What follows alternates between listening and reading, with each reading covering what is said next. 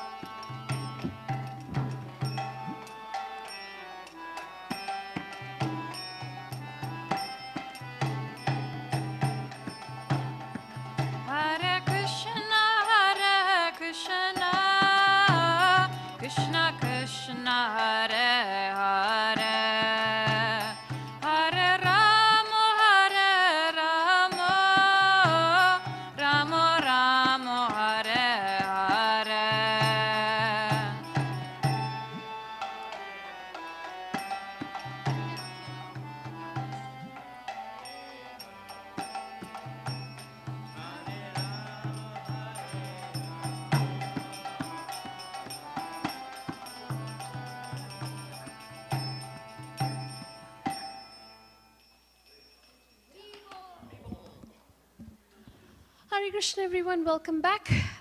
So now we will start with Q&A. And in the form, there was an option to add any question that you'd like to ask. But if you have not already added a question, please feel free to raise your hand later and ask.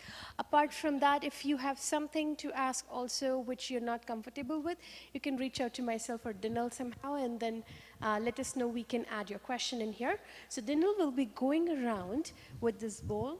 It has colorful chits that she worked on. And all Dinal's questions, these are just the ones that were submitted with your registration. And you can, so right now we'll be going with one color. So if you would like to volunteer, you can pick one yellow card from here and read the question. Okay, who would like to go first? Okay, go ahead. Can I choose? Yeah. Very well. So the reason that they're colored is I just asked them if they could categorize, put them in separate categories, so we're not switching topics back and forth so much. So if the question that's asked, you have something further on the same topic, then that would be a good time to ask it.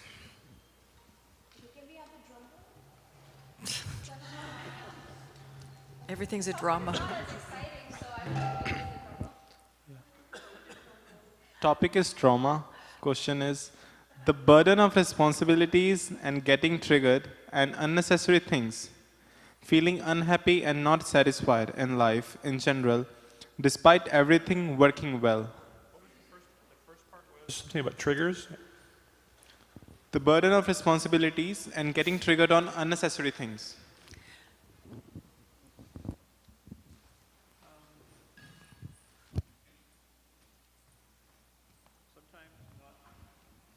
Not knowing the background makes it a little difficult, but I'm hearing there's a burden of responsibilities, which sounds like there's a lot of stress from, could be many responsibilities, and we live in a world where people who work generally have a lot of responsibilities and a lot of stress, and sometimes when you have that kind of stress and pressure in your life, you come home and that pressure can spill into your relationship and you can get easily triggered by events that might not be that significant, but because of the stress you're under, you can amplify the small event and you can get triggered. Plus, also, if you have any kind of even small t trauma in your background, that can also amplify it. So one way to deal with that is to realize, okay, if you're unhappy in the relationship, it's good that you realize that, because otherwise you could just think the unhappiness is normal and just be in that conditioned state for your entire life together, which I think Krishna expects more from us than to remain together unhappily. He wanted us to chant and be happy. So we actually have a duty to be happy.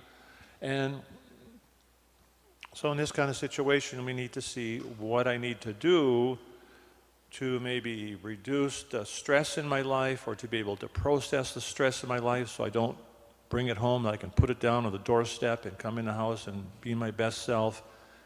If there is maybe some trauma that's being added in there to that mix, to be able to understand that and learn to recognize the symptoms. Like Uttama, we did this exercise about the lower self and the adaptive child. If you can learn to recognize those things, you can take charge of how you're going to react rather than be triggered.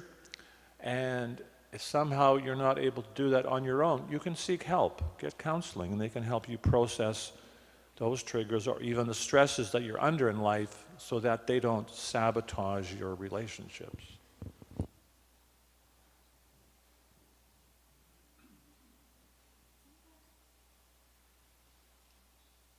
Sometimes we can get in a state where we're just in a state of anxiety. And a big part of dealing with anxiety is you can't fix it by thinking, because your mind's all upset. And we don't cure anxiety that's just going on in the mind by trying to think our way out of it. So the exercise that we had on writing the letter to your adaptive child, that can actually go a long way, and doing some kind of affirmations every day, just to be able to realize how you are coping and what you are doing well with, can go a long way. And like my husband was saying, if you're just not able to do it yourself, then you might want to get some help from someone else. It's becoming really common these days because we are all so overworked, and that will naturally make the triggers. So if there's any way that we can simplify our lives in any way, go for it, because life is quite tough, and to learn how to manage our triggers. And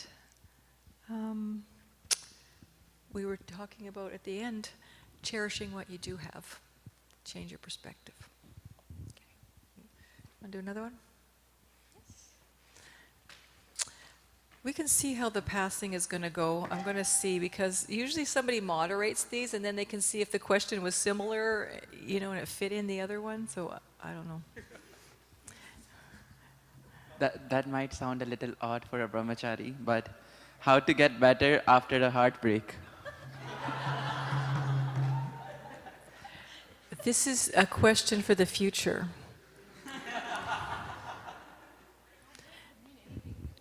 Well, I think they're probably referring, it's hard to get over disappointments, especially when you get really attached to something. And usually when they say get over a heartbreak, it's somebody that you were, quite somewhat close to, and you're just seeing that it's not working out. I think what helps is to know that everybody has trouble getting over loss. Whether it's a heartbreak with a relationship or someone passing, it's not easy. And so, they always say give it time, but that is the answer. That we do need to just realize that we have to go through the process of grieving the loss. And it will get better, and it's going to take different times for different people. Some people it'll happen sooner, some people it'll take longer. And to try to do other positive things in your life, just to bring, other sorts of happiness into your life. And to, just realize, yeah, this is tough. It's okay to feel heartbroken, because you had something that you were appreciating and it's gone. So we grieve the loss. It takes a while.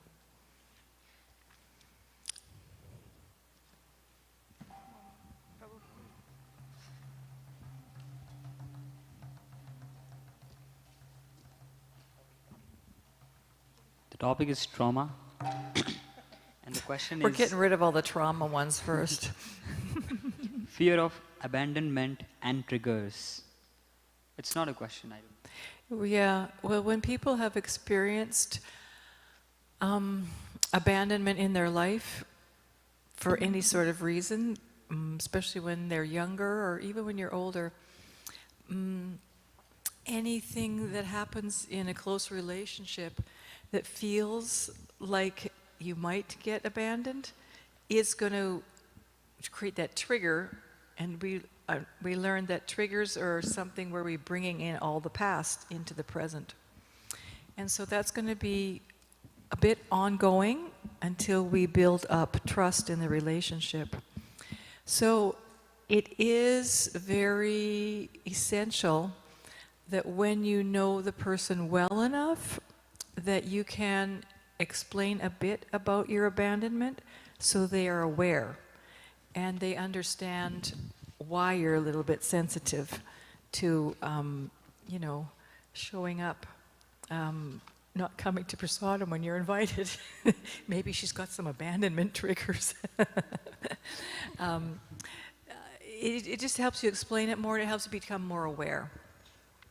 So it's hard to be vulnerable in relationships and share the things in the past that have been hurtful. However, it's valuable information for partners to know what those triggers were so that they can be a little more understanding and even just be able to, you know, sit down and hear what you're going through, even if they can't change it, you know? And again, if you understand that concept of the adaptive child, how it's becoming reactive in your adult life, and learning to discern your higher self from your lower self, you can be able to regulate your emotions so you don't get triggered by that feeling of abandonment in situations which it tends to get amplified if you can't control your lower self. So again, that can help if you consciously try to do those exercises like we described. And if that doesn't work, it'd probably be good to seek help from a professional counselor and spend some time working on that. So if you've, usually, you know, in the relationship grid, the people that are on the boundaryless side, they've usually experienced some kind of abandonment. And that's why they're needy for other people to come and fix it for them. So. Could you please repeat that? It's, if you're on the boundaryless side of the relationship grid, it could be that you have experienced some abandonment, and that's why you tend to gravitate towards wanting other people to come and fix it for you, because you need that. You didn't get it before, so you're feeling that you need somebody else to come and fix it to kind of cure that abandonment feeling. We can move on with the next category, communication. Communication, all right. Let's talk about it. The pink one, yeah, light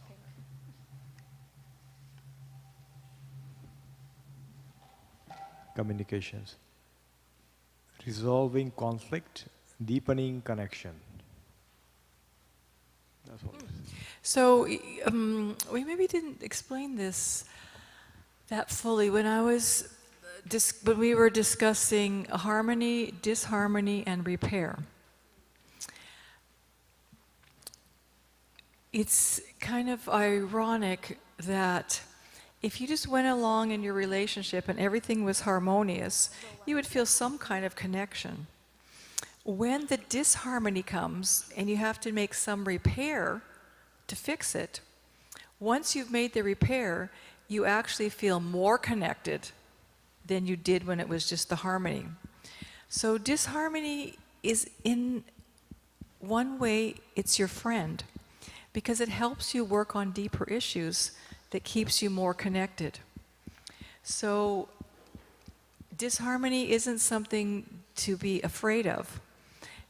If you can work through it well, you're going to find that you understand each other better and you feel more connected.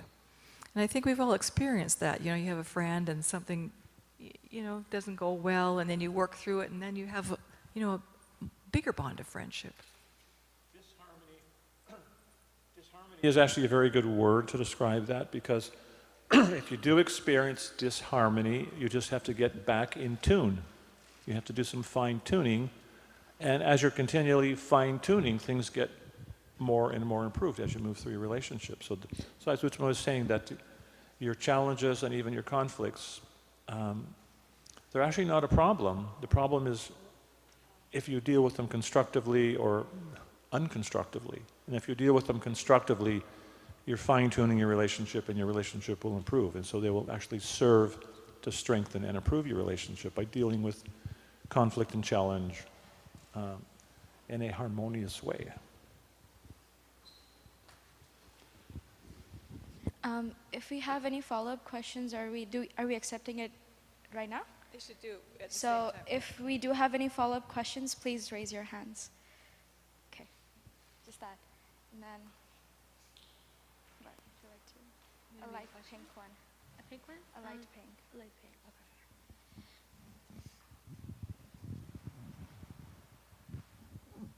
Okay, so someone says, I would like to discuss how two people with completely different communication styles can communicate well without things going out of hand.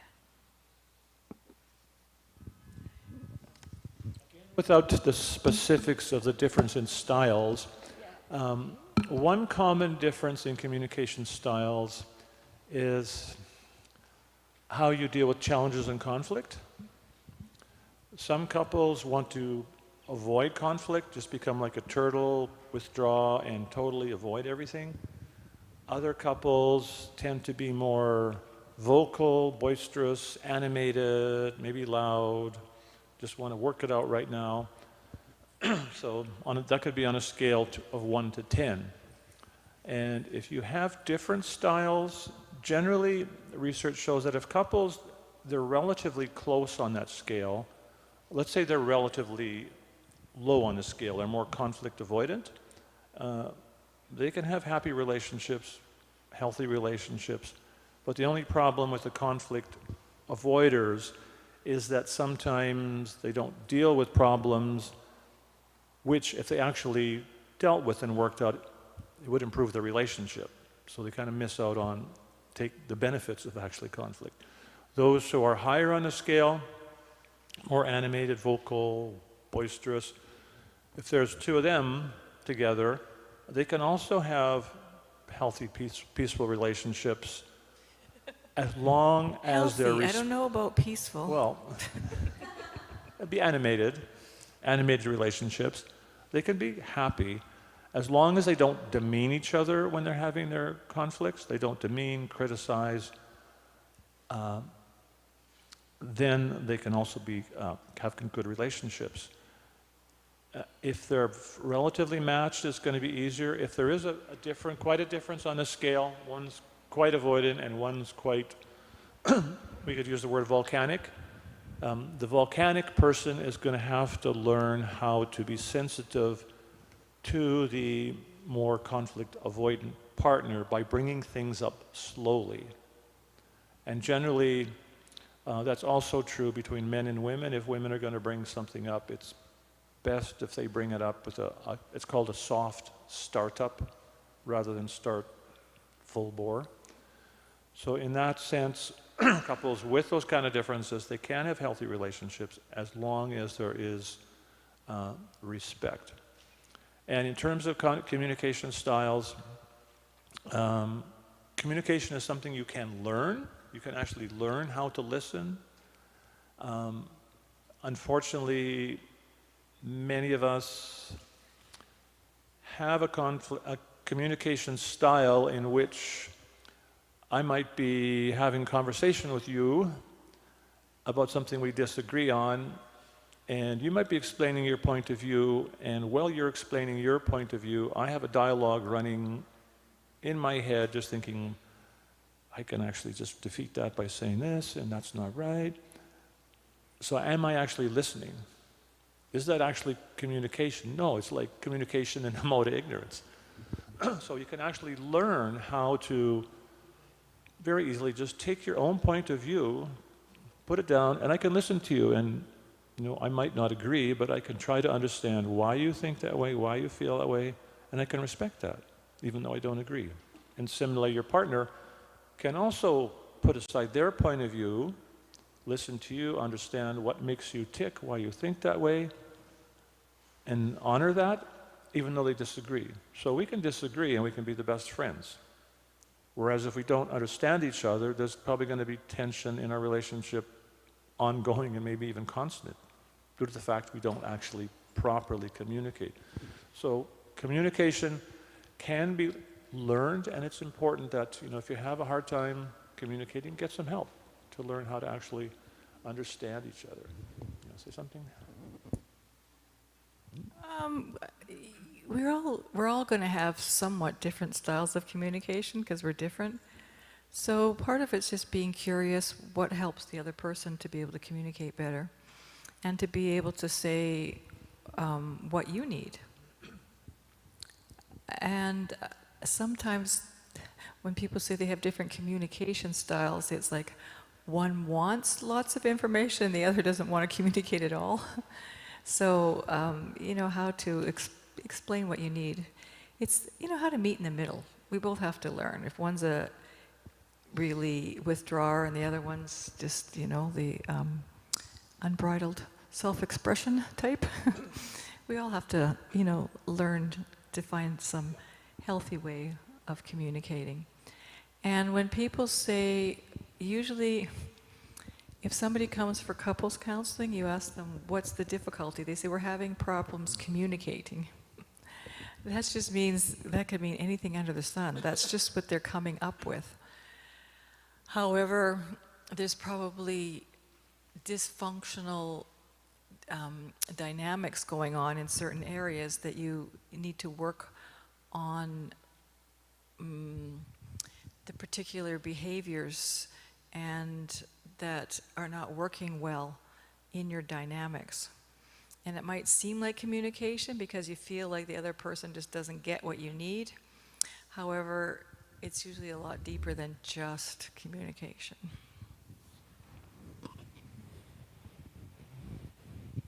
So, if the relationship is between a parent and a child, and in this case, the parent is like, they withdraw, and then they also think that they know everything, that they know better than you, so, and also they're unwilling to change or like listen to you. So, what would one do in that situation? It's hard because the child doesn't have a lot of influence. And it's interesting how introspective children can get. You know, they're seeing it and the parent isn't seeing it at all. So I would suggest finding some mentors that you can talk to.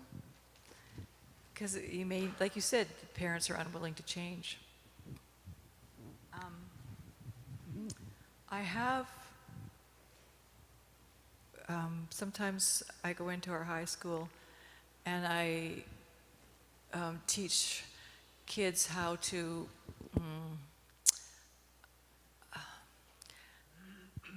find the unmet need of somebody else instead of just responding defensively, to come back with, oh, sounds like you're needing this or that. And it can very often calm down the parent. Like I had a couple kids come to me and say, oh, it's so much easier to deal with my parents now that I know how to like listen and, you know, reflect back what they said and make sure I got it right, and how to, like, if they're upset, oh, sounds like Mom, you needed some help with this, and, you know, it was hard for you and I completely forgot. They said they were just, it was able to go a long way with helping their parents. So maybe the parents don't have the skills, but if the kids can learn some skills, it can help them cope with the situations. So. Thank you. That's why they should teach relationship skills in school.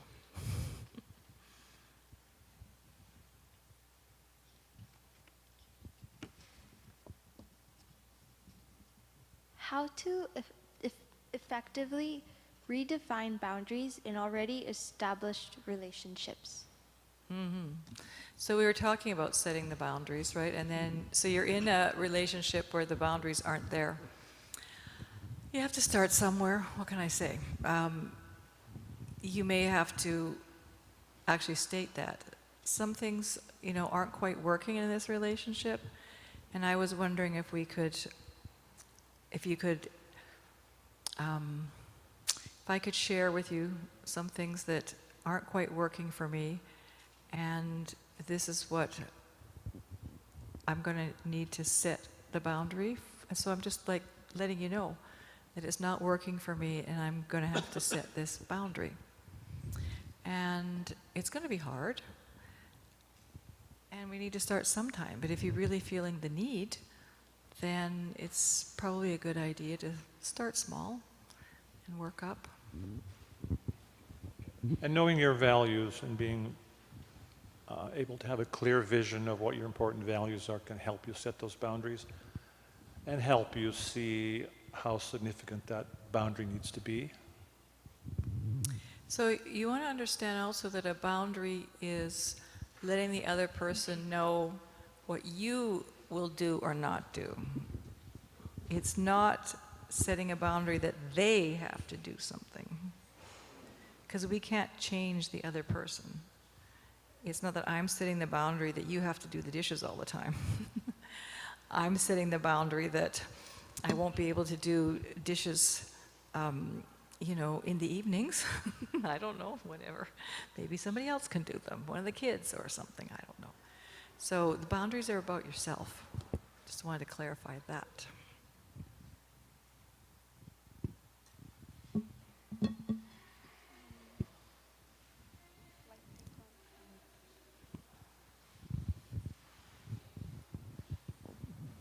How to communicate better your feelings to your partner, dealing with your partner not doing the right thing. Not doing the right thing. How to deal with the first part? How to communicate better your feelings to your partner. Mm-hmm. Feedback wheel. Right. Feedback wheel. Yeah, that is a good one. Because it's succinct. Yeah. It's hard when we feel that our partner, you're thinking that they won't listen to what we're saying. So sometimes it's hard for them to hear because they don't know what kind of listening they need to do.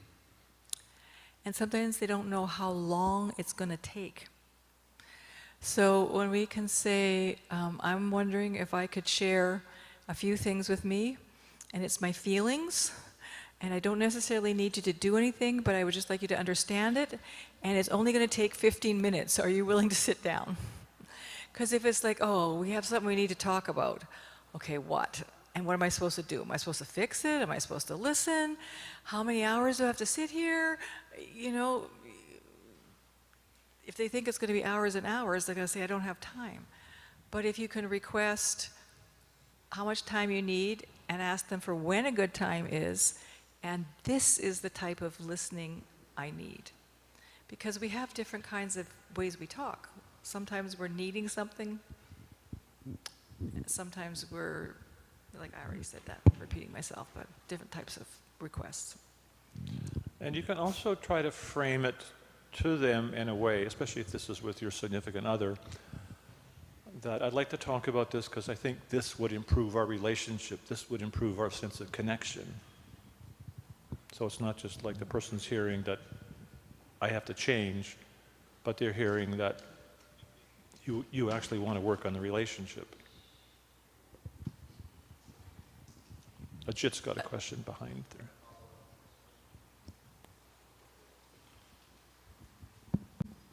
So it seems like a lot of this requires a lot of self-awareness, and it seems like easy to be aware of, like, okay, what the other person's doing we don't like, or like how I'm feeling, but being able to be aware when I'm like stressed or something, being aware that I need X, Y, Z, or how do we become more self-aware, you know, like in terms of our own needs or things like that? One time Srila Prabhupada said Krishna consciousness means attention to detail. So we need to be very attentive to detail and serving the deity, keeping the temple clean, very attentive when we're cooking and cleaning our house or whatever. And we also need to be attentive to our consciousness, our spiritual consciousness, just like we understand that we have this example in the Chaitanya Charitamrita, how the devotees, they all went to the Gundicha Mandir to clean the temple. And they cleaned everything, swept and washed everything, and then they finished, they started over again and cleaned everything again, and then they cleaned it again. And each time they were cleaning it, they were looking for finer bits of dust and straw. And so we all have those kind of little minute particles of anarthas, unwanted things, maybe little small tea traumas. And the more we can be introspective and find those little anarthas, sometimes they're compared to little weeds that grow up beside the devotional creeper we're trying to grow. And it's described even sometimes those weeds, they don't look much different than the creeper. That makes it hard. So it requires a lot of attention and detail. And I know as someone with a garden, it's quite almost mystical. Whatever plant you're trying to grow, some weed will start growing beside it that looks exactly like what you're trying to grow. And you have to be very attentive not to pull out the plant you're trying to grow.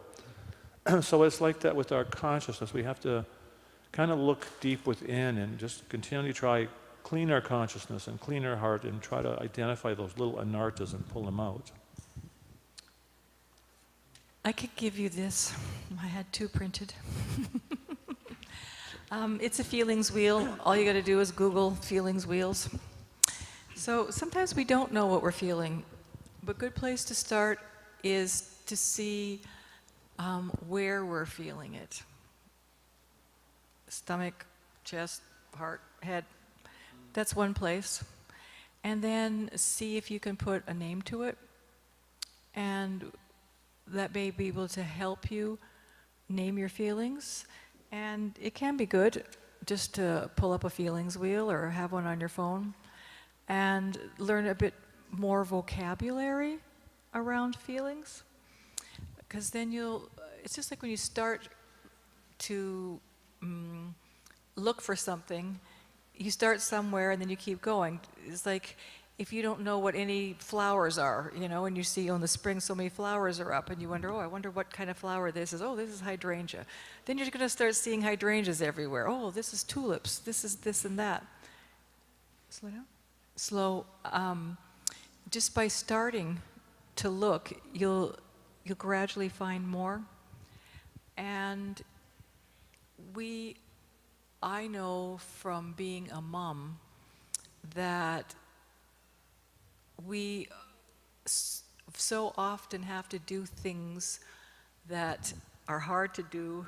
We don't feel like doing them. We get up 3 times in the middle of the night, even though we can barely get out of bed because we're so tired because we already had 2 hours sleep. And, after a while you just shut off your feelings, so you don't know what they are. So my husband would ask me, like, well, what do you need? I go, I have no idea. Because you're just shutting them all off. So the problem is when we don't know, then we just get grumpy and we explode and get our triggers going. So it's advantageous to be a little introspective, like he's saying, and know. So that just starts with taking a few times in the day to check in, see what you're feeling, and see if you can put a name on it. Start from there. And Srimad Bhagavatam, and you're welcome to one of these. Srimad Bhagavatam describes how in the age of Kali Yuga, everyone's finer sentiments become lost. And I was reading this article on emotions once, and it was describing how in the last 100 years, people's vocabulary for emotions was shrinking. They had very less words they were being used to describe emotions, which is exactly what the Bhagavatam predicted. And the emotions that are remaining tend to be more like gross emotions. And you kind of see it now, like in the age we're living, young people sometimes, if something is, they like it, they'll say, oh, that's really wicked. And that's kind of odd, isn't it? This is really wicked. So we tend to go to these gross emotions and not really understand the subtle things in us. So as Uttama was saying, helpful to develop a broad emotional vocabulary so you can identify with what you're feeling so you can process it. There was one couple in our community, they had one child who was I don't know what the term was, hyperactive, you might say neurologically divergent.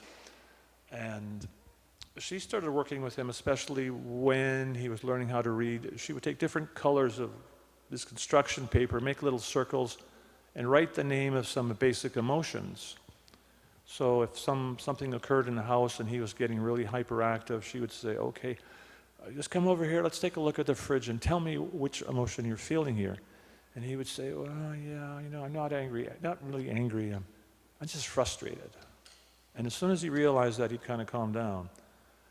And so that was really working for him. And then his mother was telling me that he would start coming to her and say, hey, Mom, you know what? I got another emotion. Can you write on a piece of paper and put it up there too? So he broadened his emotional vocabulary on his own and completely transformed the kid just by broadening and developing an emotional vocabulary because that enabled him to identify his emotions.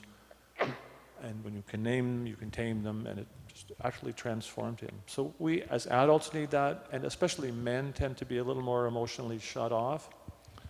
And I like to tell men that the importance of developing emotions, it's very essential for spiritual life, because ultimately, in Krishna consciousness, in our theology, we are trying to develop an understanding of the full spectrum of ecstatic emotions there are for Krishna. Like if you read Nectar Devotion, it just paints this amazing picture of all the different kinds of ecstatic emotions for Krishna.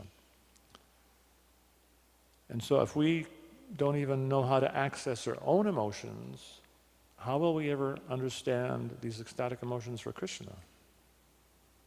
So developing our emotions and understanding our emotions in our relationships is actually going to assist our spiritual life. And it's a part of our spiritual life.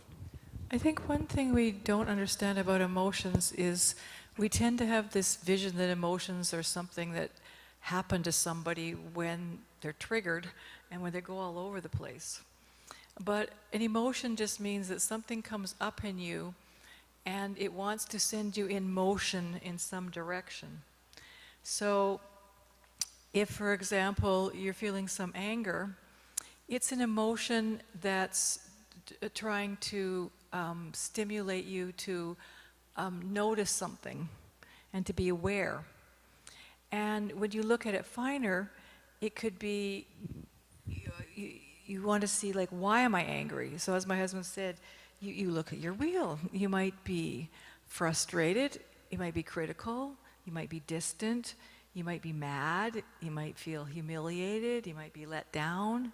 All those are so much different than just being angry. So if you're, let down, that emotion sends you in motion, so you can let the person know, we're picking on you, Vishaka. When you didn't come for dinner that day, I was really disappointed, right? So she may have started out angry that, hey, he didn't show up after I did all this work. But really, it was just, let down. She was, excited to see him and looking forward to it. So the anger, she knew how to respond. So that's the advantage of understanding our emotions, is that we know the appropriate action to take. It's not that we have to act on the emotion. It's just a signal, like the signals on your car dash. Oh, does it need oil? No, it needs gas. It's this one, right? So you see which light's blinking, and then you see what we need to do. So we don't have to be so scared of them, and it's very valuable information. So when we know more information about how the car works, it's going to stay in better running order. Understand how to read emotions and what they're trying to tell us, as Uttama is saying. However, the problem is, in the age we live in, we tend to be victimized by emotions, and we think, I am angry. But am I angry? I'm actually I'm a spirit soul. I'm a spirit soul, so I'm not actually angry. And actually in Old English, and in some languages, they would say something like, anger has come upon me. So it's not that I'm angry. Some event has caused this feeling to come upon me that I can respond to in some manner. It's meant to put me in some motion. So it's a matter of seeing those emotions in the proper context, how they're trying to, as Uttama said, trying to send us in some direction, not that we're victimized by the emotion.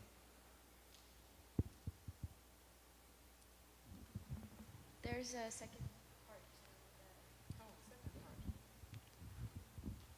Dealing with your partner not doing the right thing. How do you deal with the partner who's not doing the right thing? I think that's what they mean. Yeah. You request what you need, because we can't make anybody do anything, right? The last one, okay. Yes.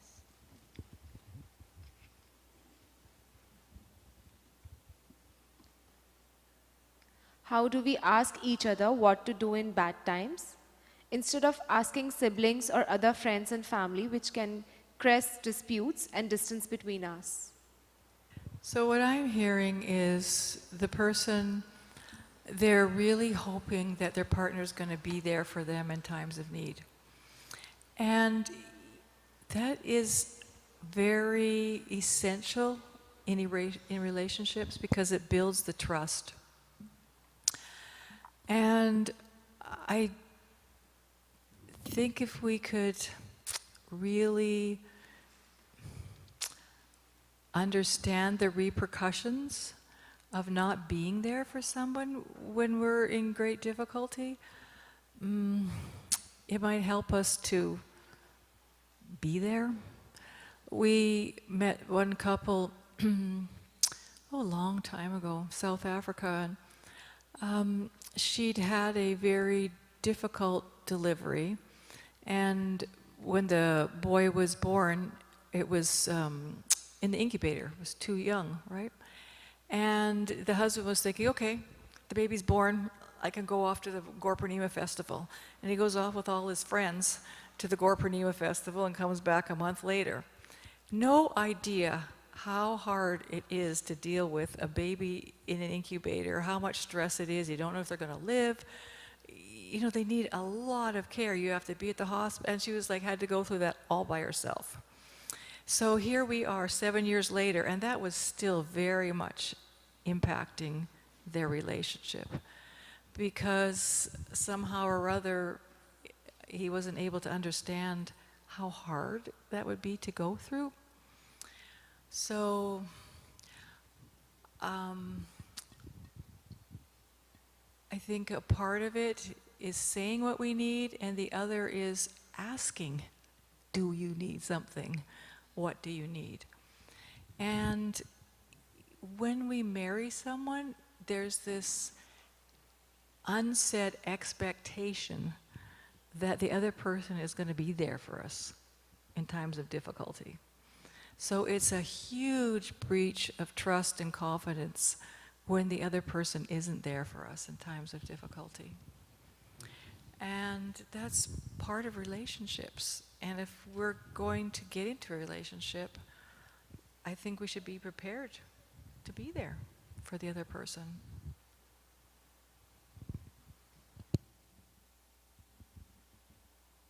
With that, communication, the section has ended. If anyone has a question that might fall into the same category, please let us know right now. Why don't we just take a minute to take some questions from the audience? Yes. Yeah, on anything. So often young leaders, they have challenges communicating. Those are not, of course, they are definitely the tools that they're missing, like, feedback wheel or anything like that, but also maybe there's just something more deeply rooted, which is like, for example, they never spoke to anyone as a leader, when they were in their childhood or in their school. So if someone really wants to pursue a career of, let's say, life coach or spiritual leadership, and they're young leaders, what is that one thing would you recommend that they should start doing to communicate properly? Of course, learning these tools as well, but also having that confidence to use those Sorry, tools. there's what as well? Using those tools and the confidence as well, because confidence. not necessarily everyone has that confidence to use it. So I don't know if taking a communication course is a solution, but it's clear that they're spiritual leaders or they're some sort of leaders, and very soon they'll be addressing, some of the other congregation and things like that. So one of the things that comes to my mind is that when you're a leader, you are requesting, you're not demanding. Because as a leader, you think, I have to get all these things done, so we tell this person to do that, and this person to do this, and this person to do that. But especially in Vaishnava circles, devotional service is voluntary. So even though you volunteered to stay in the ashram and follow the rules, we still always need to be requested, not demanded. So, like I had a circumstance where, we make schedules, right? And so you make the schedule, you make the schedule, and you put everybody on it. And then they get to come back to you and say, well, actually, I had a doctor's appointment this time, I won't be able to do it. But the leader's already dumped it on that person. Well, then can you find somebody? But they haven't yet accepted it. So first we have to see if they're willing to accept it.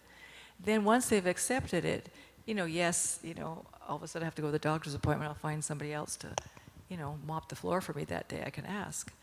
So it's that requesting, just the mood of requesting instead of demanding, I think is a huge difference.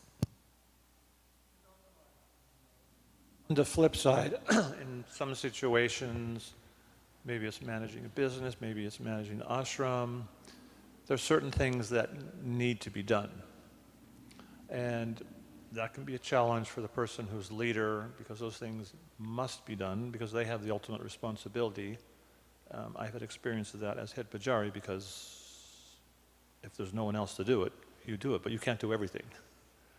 So you need to have your group that you're working with realize there's certain things that need to be done, and we need to have this agreement beforehand that we all agree to accept a certain amount of responsibility, and also agree to know that certain things are going to come up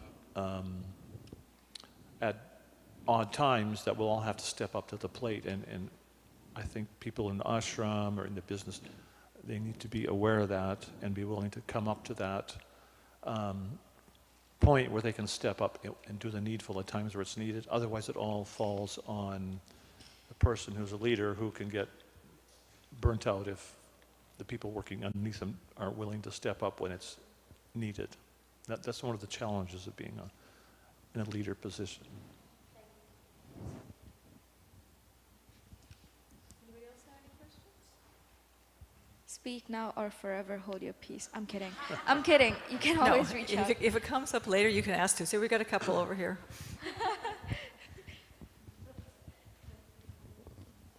Hare Krishna, Prabhu. Thank you so much for this seminar. I have a question regarding yesterday we talked about the unhealthy self-esteem and the healthy self-esteem.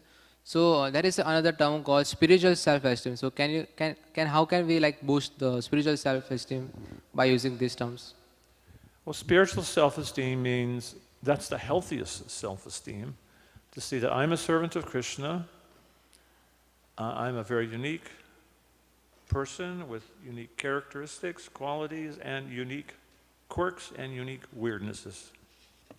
And everyone else around me is also a very unique spirit soul, part and parcel of Krishna, with unique qualities, abilities, and quirks. And to have respect for myself as a spirit soul, and also to see everyone else in that same vision. And so that's important to develop that, and that's Krishna conscious self-esteem is actually the best form of self-esteem. Actually, like Prabhupada said, without Krishna it just becomes a zero. So when we have Krishna in the center, if we actually can see Krishna as in the center, then we will see others as also of equal value. Even though we may think we're devotees, but if we see ourselves as more than others, we haven't really understood Krishna. And if we find ourselves thinking ourselves less than, we need to actually understand Krishna, that he has created us as someone who is very worthy and equal to everyone.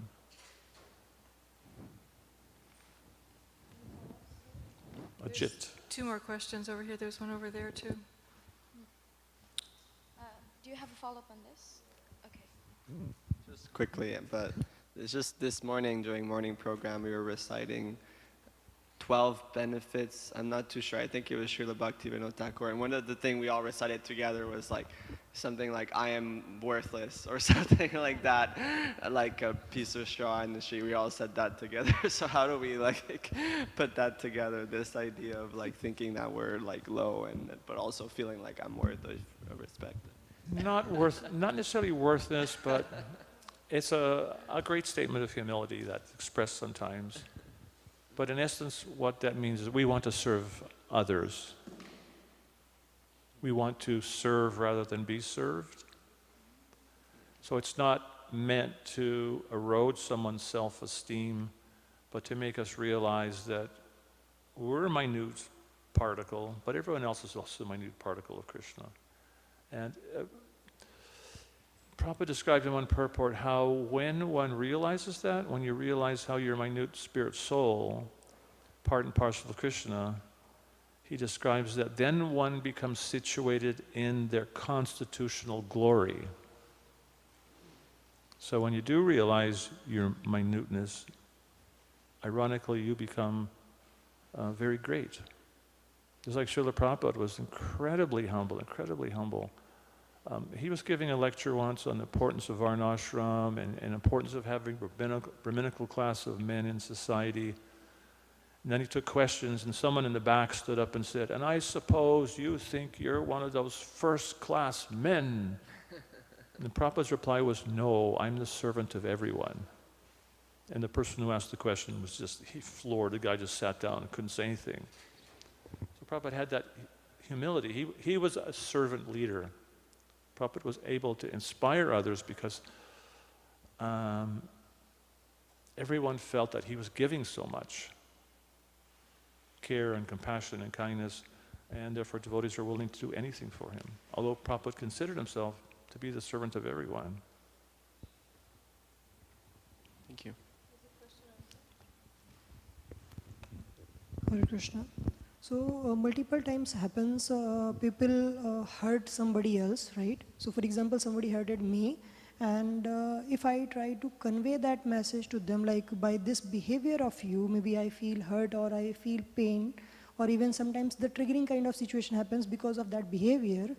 But whenever maybe I try to convey that message, they are not maybe taking it seriously. So how to handle that kind of situation and how to communicate it properly so that they can also aware about that and they don't repeat the same activity.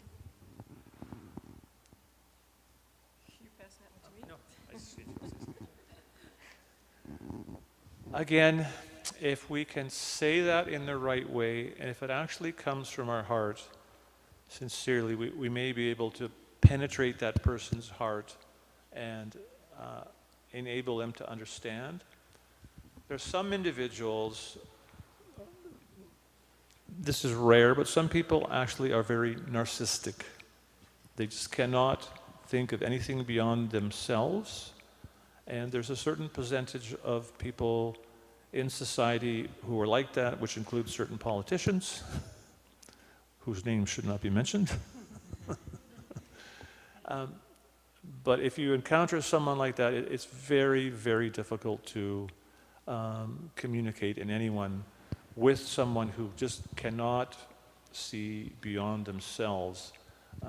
Those people are rare, but unfortunately, that sometimes there are people like that, and it's very difficult to have close relationships with people like that.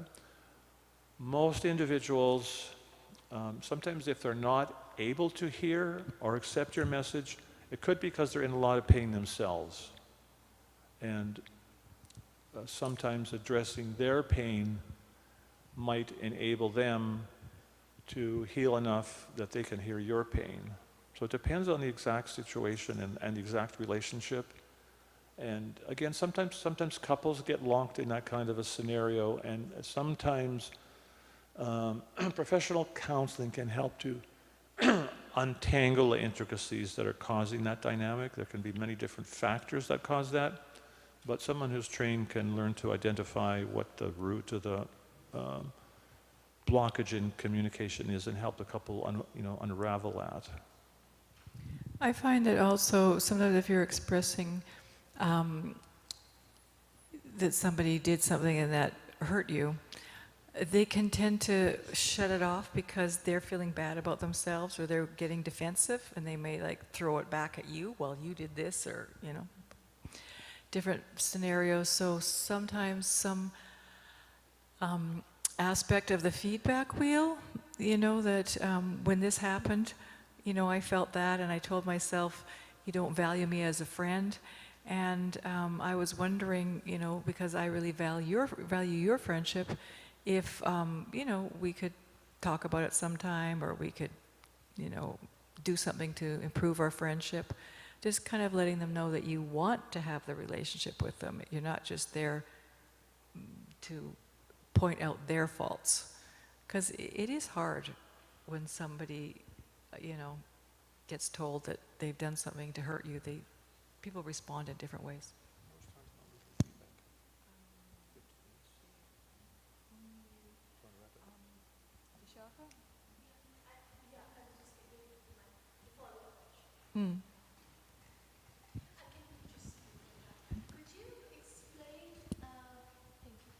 Could you explain the characteristics and the traits of a narcissist person, now that you mentioned that? And also, what are the kind of damages that they can cause to our own mental health? Very self-centered, very inconsiderate, can only hear one side of the story, generally very manipulative, can be abusive, can be very abusive. What can they do to you? They can undermine if you're in a close relationship with someone like that, you can be manipulated. If you're in a very close relationship, partnership, or marriage, you can be quite psychologically damaged, because in a close relationship, unfortunately, it's very easy to get your self-esteem lost when you get emotionally manipulated. There's things called gaslighting, which can't really describe that in a few minutes, but it can be very detrimental to receive that kind of behavior. It just undermines one's sense of self-worth. So associating with a narcissist, it's something you want to try and avoid. Sometimes they're in the workplace. If they're in your workplace, you just have to, difficult to work with, you want to work around them. Find a new job. We know an individual, got up in the corporate world, got a good job, his dream job, and then the person he was working with, his supervisor, was a complete narcissist. So he changed his job. Same thing happened again. So finally he got a job somewhere else. Those people with more sanity. So you can also Google symptoms of narcissists, how to deal with it. There's all kinds of information there. There's actually very good questions that are asked, and it's important in relationships and all relationships and in life, keep asking questions. Keep asking those kind of questions, because you're always looking, how can I improve? How can I improve? How can I improve my relationships? How can I improve my current situation? How can I improve my own consciousness? We always want to be looking for those answers. And a lot of those answers, if we read Prabhupada's books, you'll find them coming to the surface. And ultimately, it means chanting Hare Krishna and purifying our heart, because as we purify our heart by chanting, we'll become too receptive to things, people's places, information that may come to us, which is actually very relevant to us in our spiritual evolution. When you start to have that intent that I want to advance in Krishna consciousness, Krishna can start to reveal things in different ways. To wrap it up. Did you have a follow-up on that? So as a well-wisher for those people, is there any specific lecture or something which we can suggest them to hear so that they can, overcome their own self-centered approach to the, Krishna consciousness approach maybe? I don't know. Well, it depends on that. Depends on the individual, the relationship, workplace, family, spouse. It's hard to say different situations. In counseling, we try to find some leverage.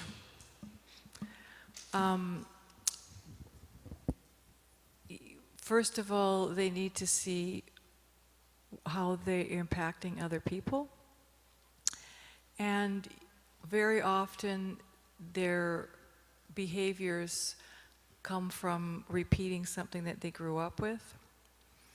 And if they're in a relationship that they value, and they find out that people will not be able to stay in that relationship with them unless they change, and if the relationship's important enough to them, And if they realize that their behaviors are hurtful to others and that their kids are going to take it up, and do you want your kids to, grow up experiencing this?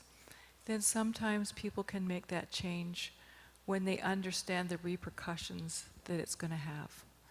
And so unless they really buy into that leverage, it's not going to be so possible. So you have to find some leverage that makes them want to change. So I think we'll maybe wrap up the questions for now. And we're going to ask you all if you could just take, 1 minute, 2 minutes, and jot down whatever you learned in this course that was impactful to you. Then it's a little memory for you when you go home. You can look, oh, I learned this and this and this, and you can read it again later and look it up.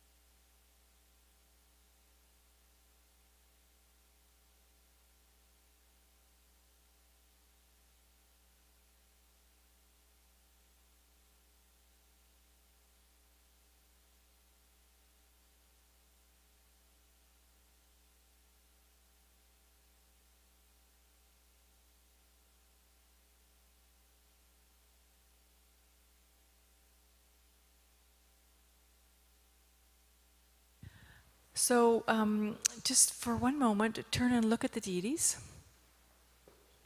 Turn and look at the deities. All right. Now go back to your page and circle the one thing that stands out to you, that you wrote down of what you learned. Just circle the one thing that pops out as the most significant.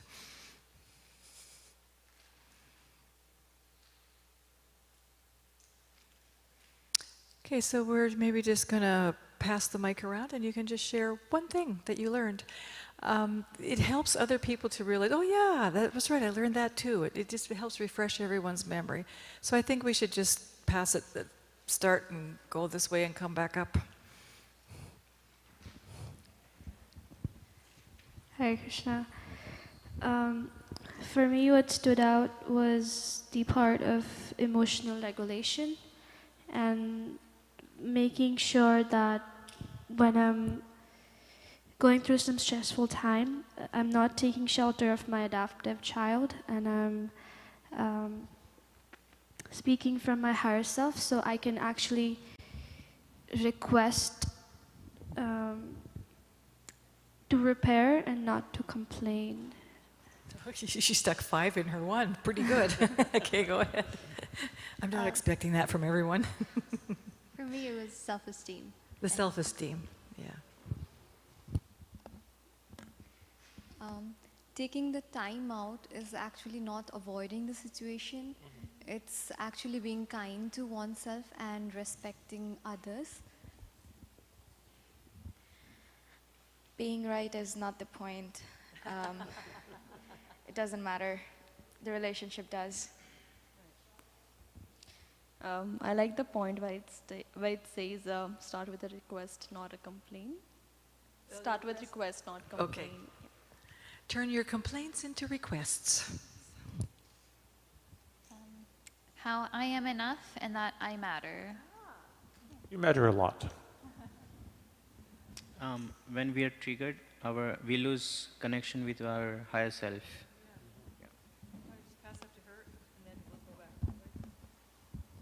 Setting up mental boundaries. Boundaries. For me, it was one of the 5 winning strategies, that is appreciating. So yes, that stood out for me. For me, it was a part of feedback, not sandwich, feedback wheel, that just try to understand others' perspective. Although you might be right, but try to understand others. Hearing at the back there, or is this, are you catching it back there, or do we need to speak up? How's it? I'm asking you people at the back, are you hearing what they're saying? Yeah, okay. For me, it is appreciating each other. And one more thing is doing Krishna Bhakti can solve many problems. I really like the thing you said, like Krishna doesn't want us to live just or be in relation. They want us to be in healthy and happy relationship as well. Listen to understand. In any provoking situation, we speak very palatable way. Speak nicely, kindly, compassionately. In any relationship, just think that you both are on the same team. No matter who loses. Either one of you lose, both lose. Yeah. Good one. If one loses, you both lose. Yeah. Learn to speak what I want, and I'll start with a request, not a complaint. Aha, nice. Being right is actually a losing strategy, so I shouldn't be that way. I really liked that dialogue you said, like even if we hurt our finger, Krishna feel that pain. And if we make other happy, Krishna feel that happiness. So I think even out of maybe gratitude, if we can create the happiness around us, that's the good thing. And it's always not like me versus you. We can be in one team, like me and other person, and then versus that situation where maybe we both are uncomfortable to resolve that issue. That's the best thing, I think. Yeah. Thank you. Effective communication, mutual respect and trust and willing to compromise. Thank you.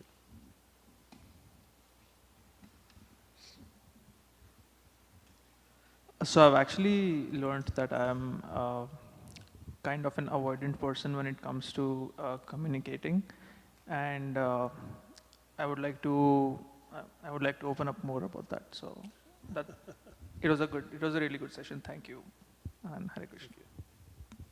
Mataji, how does it feel to hear that? I am so happy that this session was useful. But I already Krishna's know, happy now. Exactly. I'm more anxiously attached, and I learned that I need to keep patience with him. And also the different communication styles, like how can I approach him when the things get heated up. So yeah, that's something I learned, and we're gonna put these activities in practice, the appreciation ones. Thank you. Thank you. Hare Krishna. Ignorance should not be there in a healthy relationship. What should not be there? Ignorance. Ignorance, yeah.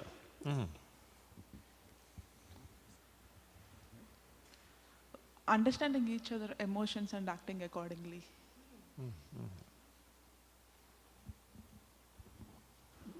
The section about the brain really stood out to me, with the amygdala that stores the traumatic memories from the childhood, and when triggered you go into adaptive child mode, which shuts down the prefrontal cortex and sends adrenaline and cortisol in the brain. Nailed it. Putting you in fight, flight, or freeze. Yeah. That's huge. Yeah, Just being aware of it is a huge thing, actually. Yeah. Thank you. Yeah, like I learned that you can't change others or like expect others to act according to your way. All you can do is control our response and like set boundaries for ourselves. Yeah. Appreciate and request and not complain, and the relationship jujutsu where you kind of add something to what they say, and yeah, that is the two main things. So what did you learn today? We studied jujitsu. Mine was exactly same as Prabhu. Always listen to understand them. How to handle conflicts, like how to resolve them. Hare Krishna. For me, it's like to fixing higher self means to become steady in devotional service of Krishna. For me, is appreciating their values, appreciating them and applying their values into our own life. I think for me, it was just like knowing that if you have boundaries, what others do won't really affect you as much because you're fixed in your values. For me, it was to understand, to say how you are feeling rather than beating around the bush. There is a wheel that explains all the feeling. So instead of saying 1,000 things, just say the thing that is right and is exact. Just forcing change will always be met with resistance. All of the above. Thank you. All right, so with this, we come to an end. Before we start with anything, I would just like you all to please appreciate Partha and Uttama Prabhus. That was so incredible, very, very incredible. And there's one book which they wrote together with a group of devotees. This book is known as Heart and Soul Connections. This book is also available on Amazon and on their website.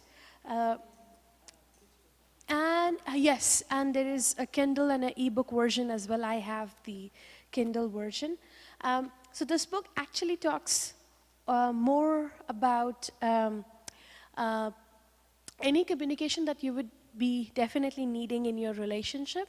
And I've actually used those tools not just with my partner, but also in my services, meaning that you can use those skills at work, at school, or anywhere where you think it might be.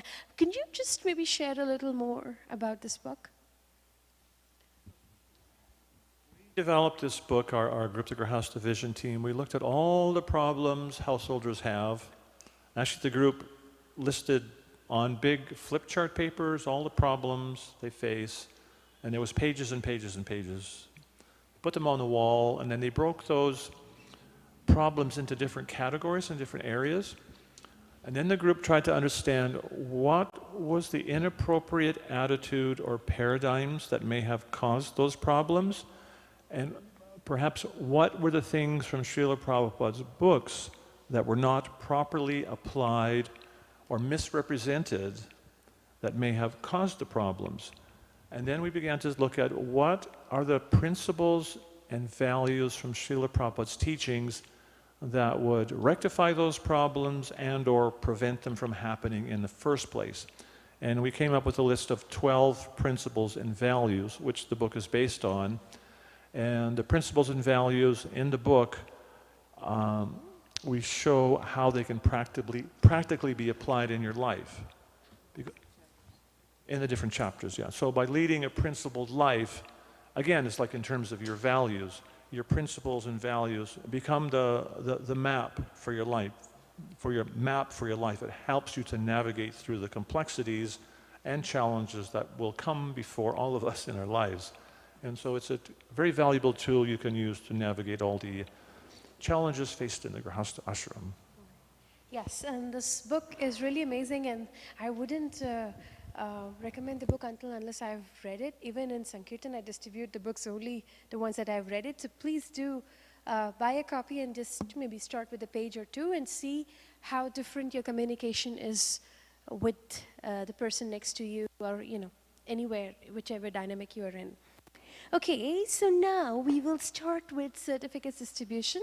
So just a little logistical disclaimer that so when I'm announcing the name, please come and take your certificates. And then where is Sarthak? So, and then as you can tell, Sarthak Prabhu is very serious. So if you don't obey him, he'll be very upset. So please make sure you follow his direction from where to stand for a group photograph. And can we have the drum rolls? And please encourage when we are announcing the names, you will also get a certificate. So let's just clap for the other person too.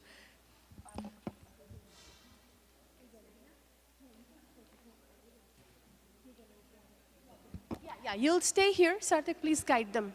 Okay? All right.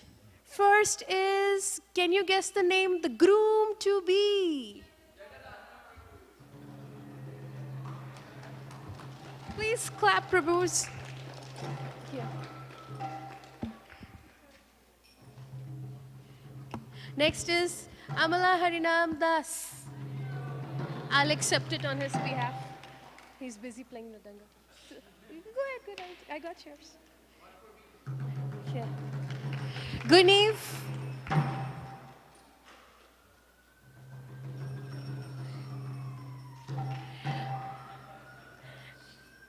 The next one is Mother Pavitra Renu. She came all the way from States to attend this course. He'll get a certificate too.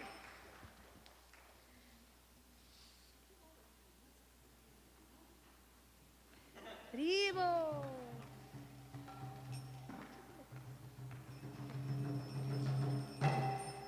Next one is Dhara.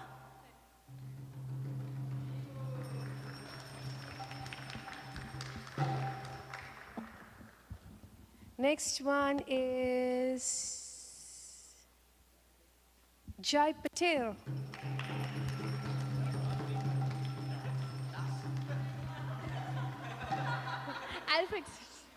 I'll fix it. I'm sorry. I thought you're from Gujarat, so you must be Patel. Sorry. So, pardon my ignorance. Sorry. I'll change the certificate. Sorry. Next one is our favorite. Prabhu, keep the drum rolling. Okay. Next one is Jai Shri Radhe Mataji. We have to go and see her deities since Prabhu said she dresses up deities very nicely. And next is her husband, Jagannath Mishra Prabhu. Mother, stay back. Mother, stay back. We'll take one more picture.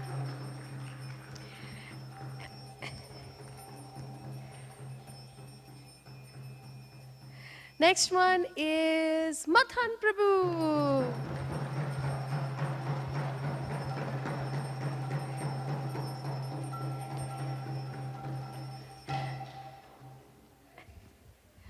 I have your certificate too, but where?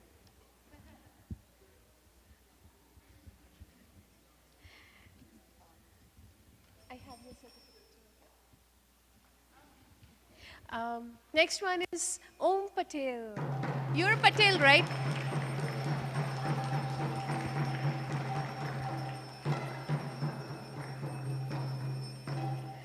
Next one is Nihar Trivedi.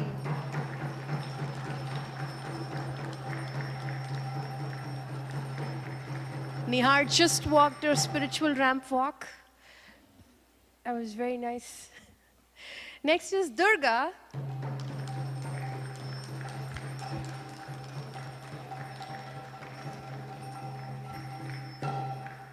Next one is Aravind Das, who wants free prasadam from Govindas.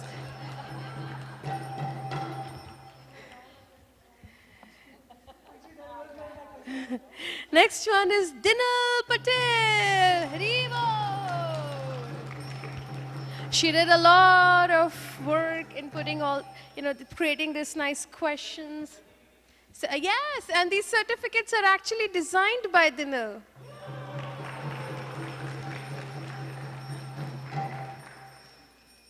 Next one is Devanshi.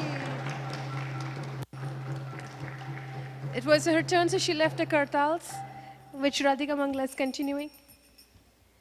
Next one is the eternal associate of Devanshi. Guess who? Radhika Mangala. Aka Manglu. Next one is Naswi.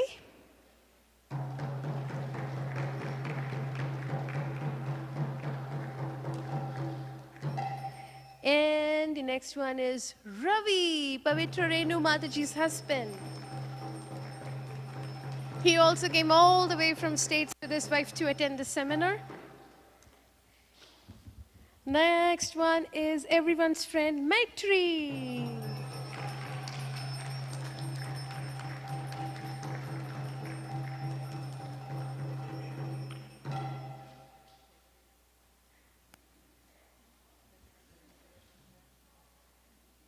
Okay, next one is Vatsal.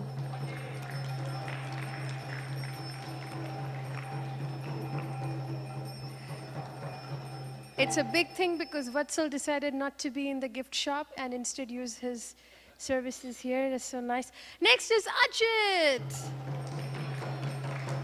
Asking so many nice, good questions. Next one is a devotee who is not from Ajay Devgan's family, Vishesh Devgan.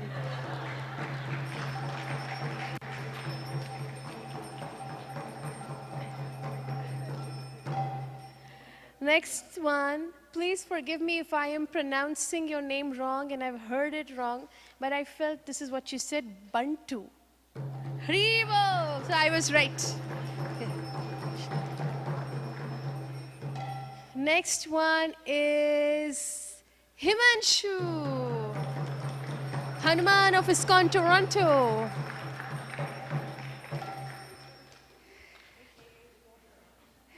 Jai, can you take Next one is our cameraman, Sarthak. He likes to smile a lot. Rivo! Next one is the spiritual rapper, Rohan.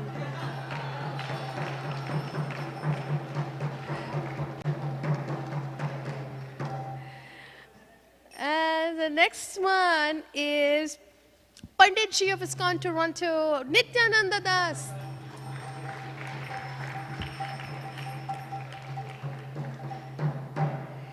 Next one is Mother Manu Vidya. Revo!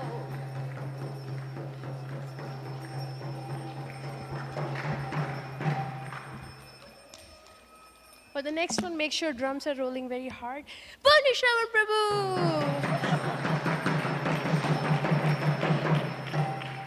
Not that hard that we have to buy another mridanga. Okay. Next one is Siama, who led such a nice kirtan and I interrupted it.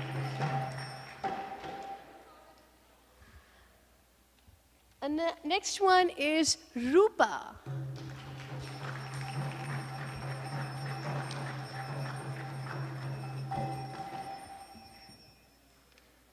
Next one, okay, let's guess who. This would show how much you were listening. So this person's partner appreciated him for turning her from a tomboy to a nice Vaishnavi. Avinash! No one was listening. Okay, I'll stop.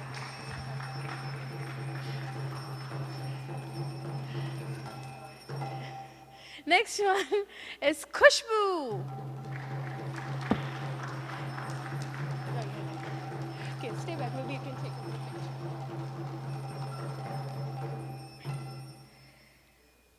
And then there is a nice devotee who wants to get the certificate very quickly so that she can go and do her services in the kitchen. And she's walking down the aisle.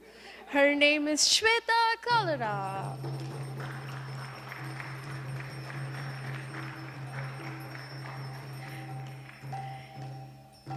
And then is the backbone of all the programming in the temple is Monil Patel.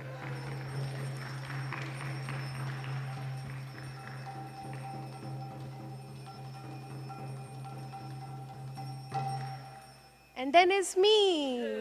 Yay.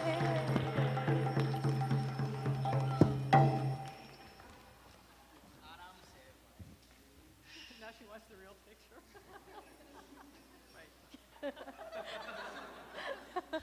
All right. So now we'll take a group picture, Sarthak. Okay, yes, yeah. And now there is the brahmachari who will use this knowledge for sure is, so Amala Harinam. Take a picture. Okay, now let's, Sarthak, please give us directions. Everybody come up here? Yes. All the beautiful people come fast, and the non-beautiful, you can just maybe stay. No, I mean, they will come fast, that's fine.